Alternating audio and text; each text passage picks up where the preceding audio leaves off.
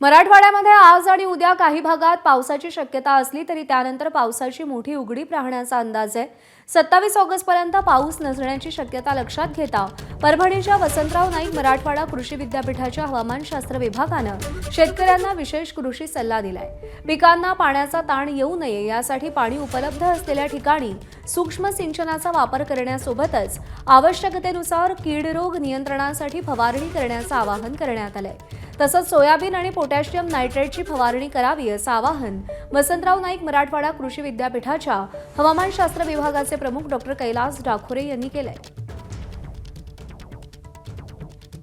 भारतीय हवामान विभागाने आमची चर्चा चालली की 27 ऑगस्टपर्यंत आपल्याकडे फार मोठ्या प्रमाणात पाऊस नाही आहे। उद्याचा दिवस सोडला तर समजा हलका ते मध्यम, त्यामुळं येणाऱ्या कालावधीमध्ये आपल्याला थोडे पिकाच्यासाठी परिस्थिती नाजूकच असणार आहे। आठवड्याभरामध्ये त्यांच्याकडे पाण्याची उपलब्धता आहे, ॲटलिस्ट त्या परिस्थितीमध्ये पाणी देणं आवश्यक आहे, कारण पाऊस फार मोठा नाही।